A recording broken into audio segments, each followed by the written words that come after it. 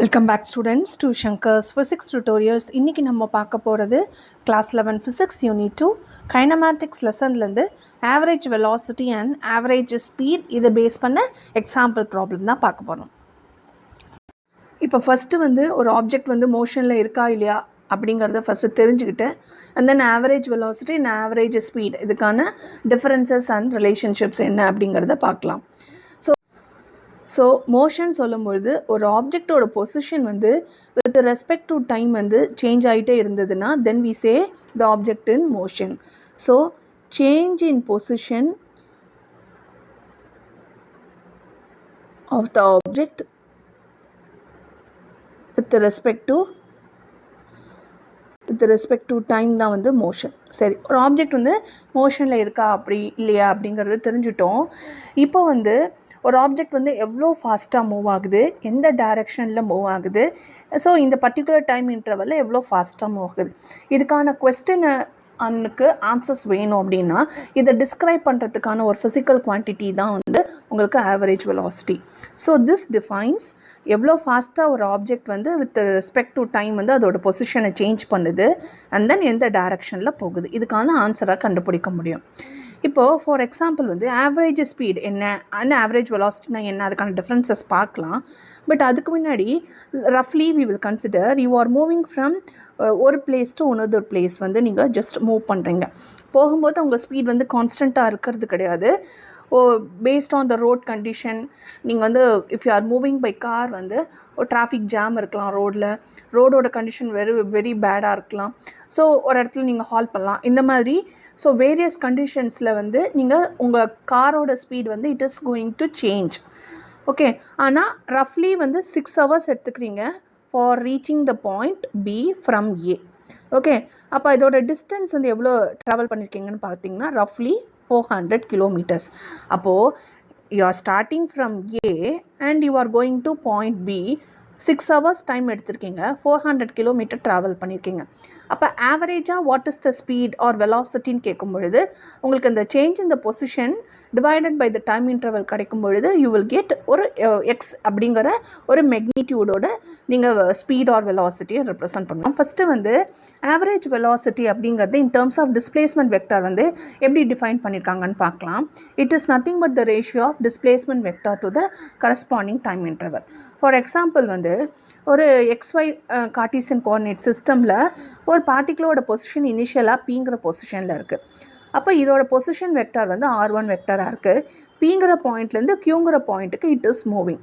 Okay, இப்போது இதோட displacement vector என்ன அப்படின்னு பார்த்தீங்கன்னா Qங்கிற பாயிண்ட்டோட பொசிஷன் வெக்டார் என்னன்னு கண்டுபிடிச்சிட்டோன்னா இந்த R2 vector minus R1 vector it is going to give delta R vector.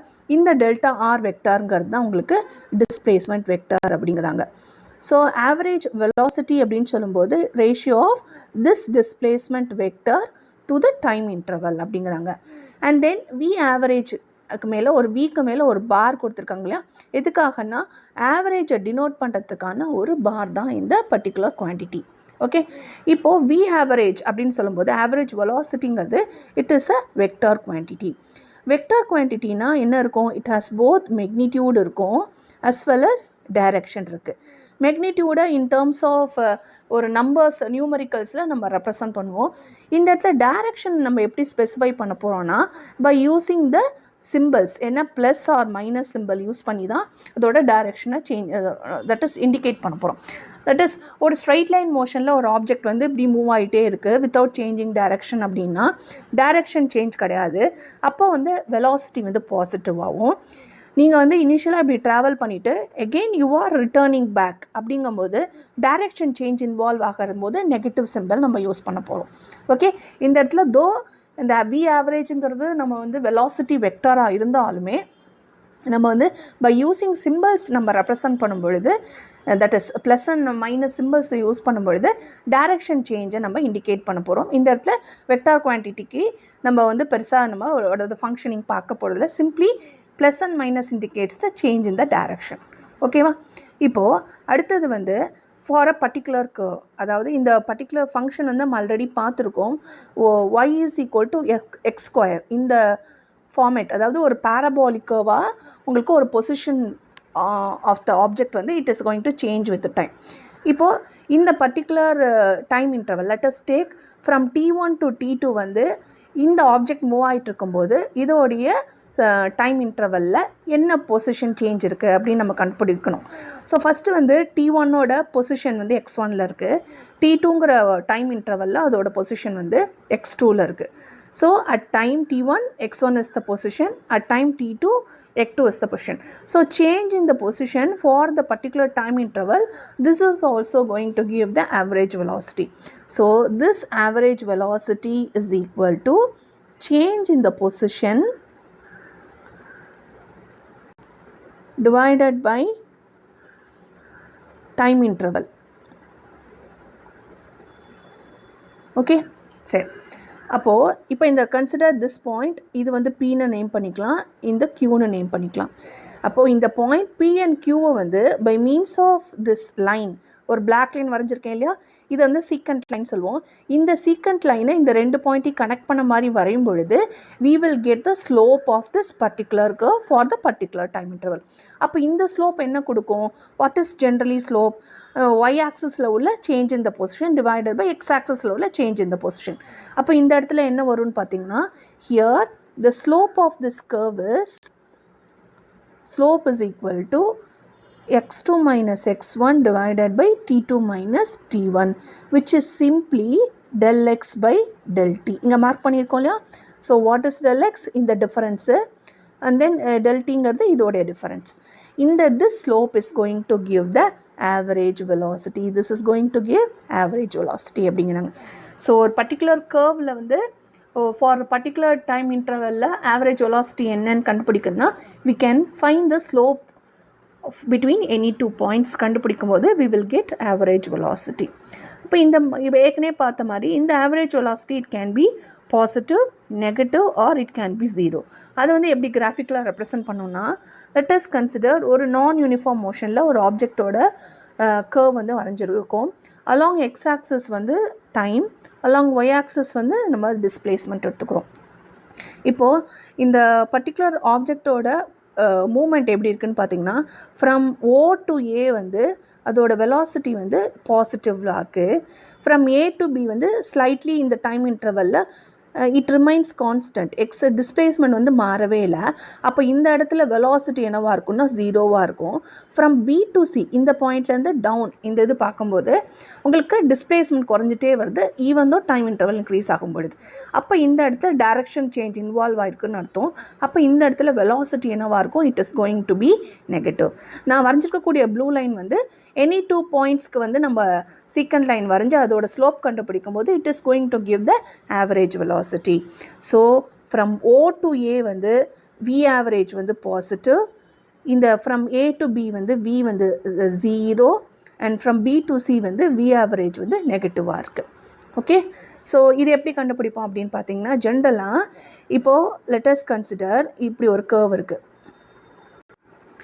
இப்போது இந்த கர்வ் நம்ம என்ன பார்க்க போகிறோம்னா, velocity positive, velocity negative, velocity வந்து ஜீரோவாக இருந்தால் என்ன அப்படிங்கிறதுக்கான கர்வோட ரெப்ரசன்டேஷன் தான். இப்போ வெலாசிட்டி வந்து பாசிட்டிவாக இருந்ததுன்னா இந்த கிராஃப் வந்து எப்படி இருக்குன்னு பார்த்தீங்கன்னா, which is nothing but straight line passing through ஆரிஜினாக இருக்கும். இதுதான் எப்போது here the velocity here is positive, V is positive in this case. That means இந்த ஸ்ட்ரைட் லைன் வந்து எக்ஸ் ஆக்சஸோட என்ன ஆங்கிள் மேக் பண்ணுதுன்னா let us name to be theta. இப்போ இந்த தீட்டா கண்டுபிடிக்கும் போது when we find tan theta it is going to give the slope of this curve. இப்போ தீட்டா வந்து லெஸ் தேன் 90 டிகிரியாக இருக்கும் பொழுது இந்த ஸ்லோப் வந்து பாசிட்டிவாக இருக்கும் அப்படிங்கிறாங்க. எப்போது தீட்டா வந்து equal to 90 or less than 90 டிகிரியாக இருக்கும் பொழுது. ஓகே, whereas இப்படி ஒரு கர்வ் நான் வரைகிறேன் லைக் திஸ். அப்போது அலாங் வித் எக்ஸ் ஆக்சிஸ் இது மேக் பண்ணக்கூடிய ஆங்கிள் வந்து அப்டியூஸாக இருக்குது. So this is theta which is greater than 90 டிகிரியாக இருக்கும் அப்டியூஸாக இருக்கும் பொழுது. அப்போது இந்த இடத்துல ஸ்லோப் வந்து நெகட்டிவாக இருக்கும். Slope here is negative, that means average velocity is negative. இன்னொரு கர்வ் வரைகிறேன் parallel to x axis, ஒரு ஸ்ட்ரைட் லைன் இப்படி வரைகிறேன் parallel to x axis.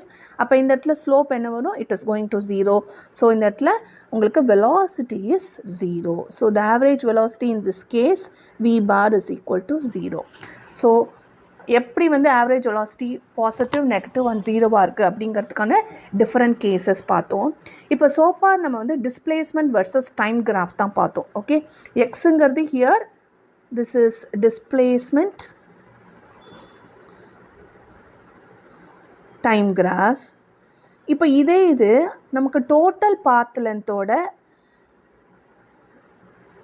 For a particular time interval for the total path லென்த்துக்கு நமக்கு ஒரு ஃபிசிக்கல் பேராமீட்டர் கண்டுபிடிக்கணும்னா that is going to give the speed. So அந்த ஆவரேஜ் ஸ்பீடுங்கிறது என்ன? It is going to give the total path length travel by the particle in the time for the particular time interval. இப்போது நீங்கள் A to B நீங்கள் போகிறீங்க. Okay, so there are 2 different ways. ஒன்று டேரெக்டாக straight லைனில் reach ஆகலாம், அல்லது இந்த மாதிரி ஒரு zigzag ஒரு path எடுக்கிறீங்க. So this straight line is going to give the displacement and this path is going to give the small d. Small dங்கிறது தான் it is nothing but the total path length travelled. ஓகேவா? அப்போ இந்த average ஸ்பீடுங்கிறது என்ன கொடுக்கும் அப்படின்னு பார்த்தீங்கன்னா, this is going to give நீங்கள் எவ்வளோ பாத் லென்த் நீங்கள் ட்ராவல் பண்ணியிருக்கீங்க traverse to the particular time interval. So this average speed is given by total path length divided by time interval. Okay, so இந்த டோட்டல் பாத் லென்த் இன்வால்வ் ஆகிறதுனால இந்த இடத்துல டைரெக்ஷனை நம்ம incorporate பண்ண போகிறது கிடையாது. ஏன்னா ஆவரேஜ் ஸ்பீடுங்கிறது ஸ்கேலார் குவான்டிட்டி தான். இப்போ இந்த ஸ்கேலார் குவான்டிட்டிங்கிறதுனால இந்த ஆவரேஜ் ஸ்பீடு வந்து it is also going to be a positive quantity. இதை மட்டும் நம்ம நோட் பண்ணிக்கிறோம். ஆவரேஜ் வெலாசிட்டி வந்து since it is a vector நம்ம வந்து அதை டைரெக்ஷனை வந்து using plus minus symbols use பண்ணோம். இந்த இடத்துல ஆவரேஜ் ஸ்பீடுங்கிறது it is simply positive quantity. நம்ம இந்த இடத்துல டைரெக்ஷனை இன்வால்வ் பண்ண போகிறது கிடையாது. ஓகே, இப்போ இது ரெண்டுத்துக்குமான ரிலேஷன்ஷிப் இதை பேஸ் பண்ண ஒரு எக்ஸாம்பிள் ப்ராப்ளம் அதெல்லாம் தான் பார்க்க போகிறோம். ஸோ இந்த பிக்சரில் பாருங்கள், ஒரு ஆப்ஜெக்ட் வந்து ஸ்ட்ரெயிட் லைன் மோஷனில் ட்ராவல் பண்ணிகிட்ருக்கு இந்த மாதிரி. ஓகே, ஃப்ரம் த பாயிண்ட் ஓ வந்து இட் இஸ் ஸ்டார்டிங் அண்ட் பிங்கிற பாயிண்ட்டுக்கு போகுது. ஸோ பிங்கிற பாயிண்ட்டுக்கு போகும்போது it has reached 100 meters in 50 seconds and then from P it is again returning back. அப்போ சேஞ்ச் இந்த டைரக்ஷன் இன்வால்வ் ஆகுது. again 70 meter ரீச் ஆகுது. எவ்வளோ டைம்லனா 20 seconds டைமில். ஓகே, இப்போது again from Q வந்து ஸ்டார்ட் பண்ணி again it is going to reach the point O. அப்போது இந்த டைம் இன்டர்வலில் நான் 30 seconds அதே டைம் இன்டர்வல்லே கொடுக்குறேன்னு வச்சுக்கலாம். இப்போது நான் டிஃப்ரெண்ட் பாயிண்ட்ஸ் எடுக்க போகிறேன். அதாவது ஃப்ரம் ஓ டு பி வந்து இந்த பார்ட்டிக்கிள் ட்ராவல் ஆகும்போது அதோட average velocity and average speed என்னன்னு கண்டுபிடிச்சிட்டு அது ரெண்டுத்துக்குமான ரிலேஷன்ஷிப்பை தான் பார்க்க போகிறோம். ஸோ ஒரு டேபுலர் காலர் மாதிரி. ஸோ ஃபஸ்ட்டு இனிஷியலாக ஃப்ரம் ஓ டு பி வந்து ஒரு straight line motion, no direction change. அப்போது ஆவரேஜ் வெலாசிட்டிங்கிறது டிஸ்பிளேஸ்மெண்ட் எவ்வளவு? It is 100 meters. Time interval எவ்வளவு? 50 seconds.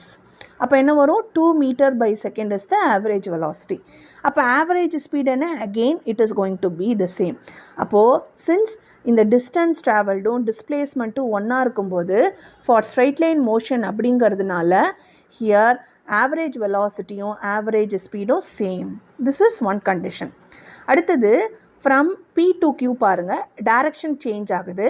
அப்போ உங்களுக்கு வந்து சைன் மட்டும் மாறும். டிஸ்பிளேஸ்மெண்ட் வந்து என்ன இருக்கும்? Displacement is 70 meters minus 100 meters divided by time taken வந்து எவ்வளவு கொடுத்துருக்காங்க? 20 seconds. So 20. So here minus 30 by 20 meter by second தான் உங்களுக்கு ஆவரேஜ் வெலாசிட்டி. இந்த இடத்துல மேக்னிடியூடாக தான் இருக்கும். ஆனால் ஸ்பீடுங்கும் போது ஆல்வேஸ் பாசிட்டிவ் குவான்டிட்டிங்கிறதுனால it is plus 30 by 20 meter by second இருக்கும். 30 by 20 meter by second. Here also magnitude is the same, only sign differs. From O to Q பார்க்கும் பொழுது, so from O to Q na, so first O to P போயிட்டு and then Q வருது. இந்த டிஸ்பிளேஸ்மெண்ட்ங்கிறது நம்ம we have to consider from O to Q alone. அப்போ இந்த distance எவ்வளவு அப்படின்னு பார்த்தீங்கன்னா 70 meters. So 70 meters. Time interval என்ன? So first 50 and then return ஆகும்போது 20. So totally 70 seconds. Okay, so which is ஈக்குவலாக இருக்குது. So 1 meter by second is going to be உங்களுக்கு என்னது? It is going to be the average velocity. இப்போ average speed பார்த்திங்கன்னா total path length அப்படின்னு சொல்லும்போது 100 meters plus ஒரு 30 meters travel ஆயிருக்கு. So 130 divided by time interval எவ்வளவு? ஸோ இனிஷியலாக போகும்போது 50 அண்ட் ரிட்டர்ன் வரும்போது 20, மொத்தம் 70 seconds. So 130 divided by 70 is going to be the 130 divided by 70 meter by second is going to be the average speed. அப்போ இதோட value பார்த்தீங்கன்னா it is going to be roughly coming around 2 pointsல வரும். Sorry 1 point somethingல வரும். So which shows that இந்த இடத்துல distance travel வந்து it is greater than displacement இருக்கிறதுனால average velocity வந்து என்னவா இருக்கு? It is very less when compared to average speed. அப்படி ஒரு ரிலேஷன்ஷிப் கொண்டு வரும். And then from O to O, ஓல ஆரம்பித்து it is again reaching back. அப்போ டிஸ்பிளேஸ்மெண்ட் என்னவாக இருக்கும்? இந்த இடத்துல உங்களுக்கு ஜீரோவாக இருக்கும். அப்போ average velocity is also zero since the displacement is zero. Whereas average ஸ்பீடும்போது டோட்டல் டிஸ்டன்ஸ் போகும்போது 100 மீட்டர், வரும்போது 100 மீட்டர். ஸோ ஆக மொத்தம் 200 மீட்டர்ஸ். டைம் டேக்கன் பார்த்தீங்கன்னா ஃபார்வர்டில் 50 செகண்ட், ரிவர்ஸில் 50 seconds. So totally 100 seconds is equal to 2 metre by second. So this is 2 meter by second தான் it is going to be the average speed. So which shows that average velocity எப்போ பாசிட்டிவாக இருக்கும், எப்போ நெகட்டிவாக இருக்கும், எப்போ ஜீரோவாக இருக்கும் அப்படிங்கிற மாதிரி டிஃப்ரெண்ட் கேசஸ் நம்ம வந்து இந்த இடத்துல பார்த்துருக்கோம். ஸோ இதுலேருந்து இம்பார்ட்டன்ட் பாயிண்ட்ஸ் நம்ம என்ன பார்க்கணுன்னா, ஸ்ட்ரைட் லைன் மோஷனில் இருக்கும் பொழுது உங்களுக்கு average velocity and average speed வந்து சேமாக இருக்கும். வேறஸ் இந்த டைரக்ஷன் சேஞ்ச் ஆகும்போது யூஸ்வலாக டிஸ்டன்ஸ் ட்ராவல் வந்து it is always greater than டிஸ்பிளேஸ்மெண்ட்டாக இருக்கிறதுனால ஆவரேஜ் வெலாசிட்டி வந்து it is very less when compared to average speed. அடுத்தது starting point and ending point சேமாக இருக்கும் பொழுது displacement zero, so average velocity is also zero. Okay, average ஸ்பீடுங்கும் போது total path consider பண்ணும்போது யூஸ்வலி ஆவரேஜ் ஸ்பீட் வந்து greater than magnitude of the average velocity. Sorry, அதை mention பண்ணல. Not simply average velocity, average வெலாசிட்டியோட மெக்னிடியூடு கம்பேர் பண்ணும்பொழுது average speed வந்து கிரேட்டராக இருக்கும் அப்படிங்கிறாங்க in this case. Okay, so for அதோட டிஃப்ரென்சஸ் என்ன, அதோட ரிலேஷன்ஷிப் என்ன அப்படிங்கிறத பார்த்தோம். இப்போ இதை பேஸ் பண்ண ஒரு எக்ஸாம்பிள் ப்ராப்ளம். இதில் என்ன கொடுத்துருக்காங்கன்னு பார்த்தீங்கன்னா, ஒரு ஆப்ஜெக்ட் வந்து ஒரு செமி சர்க்குலர் பாத்தில் ஃப்ரம் O to P வந்து ட்ராவல் ஆகுது. டைம் டேக்கன் வந்து எவ்வளவு? 5 seconds. Calculate the average velocity and average speed. So first வந்து ஆவரேஜ் வெலாசிட்டி கண்டுபிடிக்கணும். V average is equal to அதோட பொசிஷன் பாருங்கள். இன் டேர்ம்ஸ் ஆஃப் டிஸ்பிளேஸ்மெண்ட் வெக்டாரும் கண்டுபிடிக்கலாம் அல்லது பொசிஷன். ஸோ இங்கே வந்து it is 0 initially and then here 10 centimetre. அப்போது வந்து x2 minus x1ங்கும் போது 10 centimetre divided by time interval என்ன? 5 seconds. So 10 by 5 is equal to 2 centimeter by second is the average. உங்களுக்கு என்னது? It is going to be the average velocity.